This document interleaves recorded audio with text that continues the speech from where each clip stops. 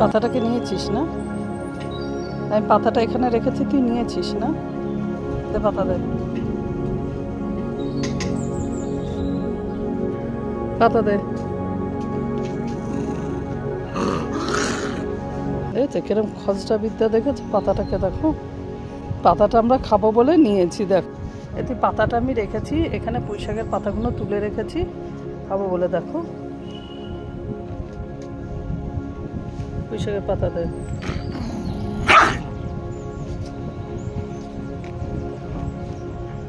কত বড় পাতাটা আমার নষ্ট করলো, এ সহ্য হয়? পাতাটা শাক খাবো বলে সব থেকে বড় পাতাটাকে রেখেছি। দাঁড়া আমি দেখাবো তোর মালিককে। এত বাজে একটা কুকুর এনেছে, পুরো পাতাটাকে ধরে ধরে ছিঁড়ে ফেললো। দেখো কিরকম ভাবে ছিঁড়ছে পাতাটাকে, দেখেছো কিরকম বদমাস ছেলে।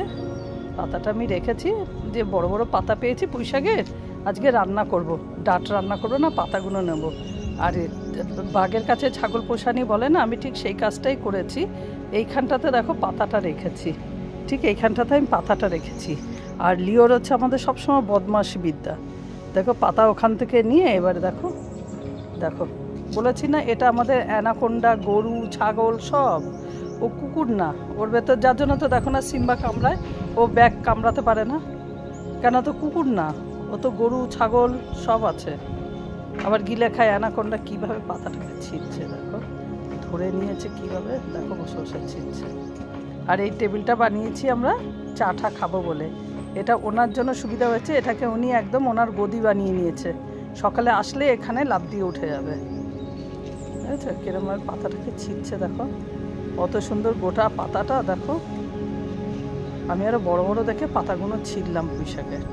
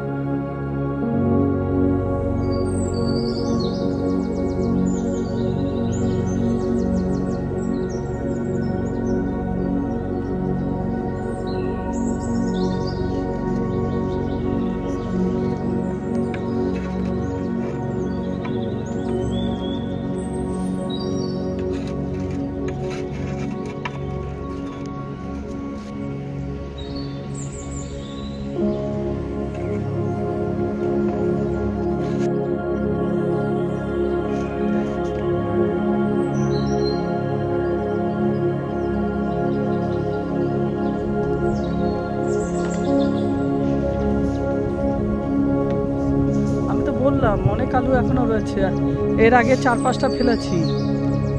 রেখে দাও তাহলে একটা দম খাওয়া হয়ে যাবে। ছোট আমি দেখছি আজকে একটা তুললাম, আসলে নিচে ভেতর ভেতর ছিল তো অতটা তোলা হয়নি। তাই এই টপটা এরকম করে নিল, এই যে টপ, এই যে সামনের টপ। হ্যাঁ ওই তো খালি করতে হবে।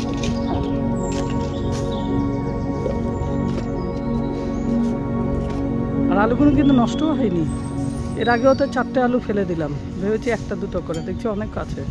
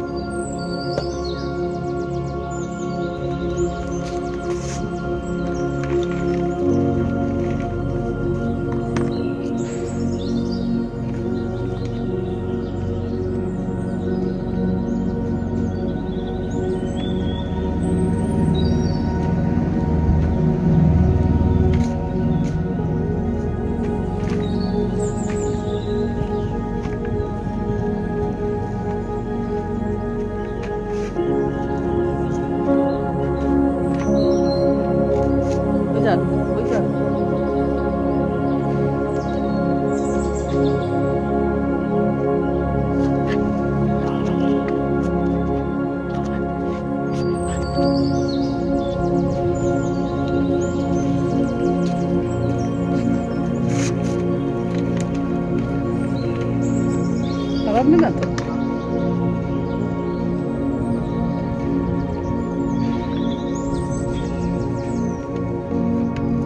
না সাপ দেবে তো?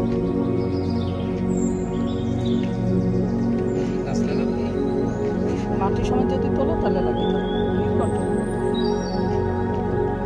সব কটা নীলকণ্ঠ ওইটার মধ্যে একদম মাটি সমেত তুলবে, তাহলে আর গাছ ঢুলবে না, বুঝলে তো?